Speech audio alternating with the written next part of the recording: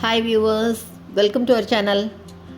இன்றைக்கி நம்ம சேனலில் இட்லிக்கு தொட்டுக்கிற மாதிரி சூப்பரான ஒரு சட்னி பண்ண போகிறோங்க. ரொம்ப சுலபமாக 5 நிமிஷத்தில் பண்ணுற மாதிரி அருமையான ஒரு சட்னி. கொஞ்சம் டிஃப்ரெண்ட்டாக இருக்கும், ஆனால் நல்லா அப்படியே ஊற்றிட்டு சாப்பிட்ணும், அவ்வளோ நல்லா இருக்குங்க. சூப்பரான இந்த சட்னி எப்படி பண்ணுறதுன்னு பார்க்குறதுக்கு முன்னால் இப்போ தான் நம்ம சேனலில் ஃபஸ்ட் டைம் பார்க்குறீங்கன்னா கண்டிப்பாக சப்ஸ்கிரைப் பண்ணிவிட்டு பாருங்கள். கூடவே பக்கத்தில் இருக்கிற பெல் ஐக்கானில் ஆல்ங்கிறத தட்டி விடுங்க. ஸோ நான் போடுற வீடியோ எல்லாமே உடனுக்குடனே நோட்டிஃபிகேஷனாக வந்துடும். வாங்க இந்த சட்னி எப்படி பண்ணுறதுன்னு பார்க்கலாம். இதுக்கு முதல்ல ஒரு பேனில் 1 ஸ்பூன் அளவுக்கு எண்ணெய் சேர்த்துக்கலாம்.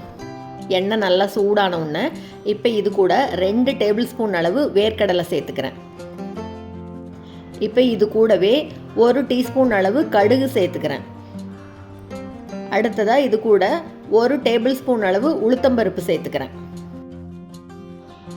இது கூடவே ஒரே ஒரு கொத்து கருவேப்பிலை சேர்த்துக்கலாம். இப்போ இது எல்லாத்தையும் அப்படியே லேசாக வறுத்து விடலாம்.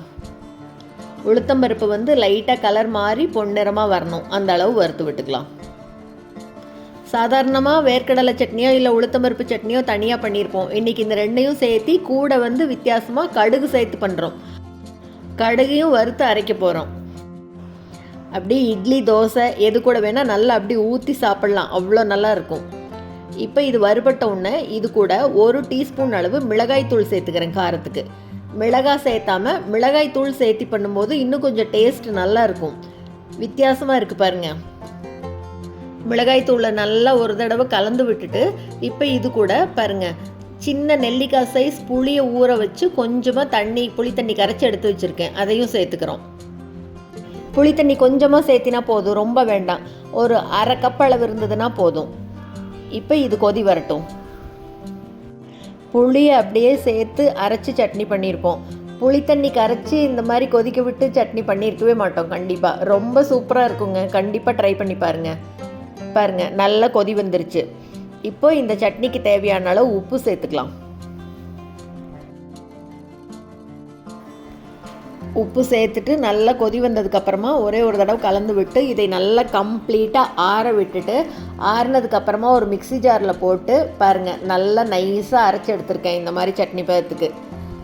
இப்போ இந்த சட்னியை ஒரு பவுலுக்கு மாற்றிக்கலாம்.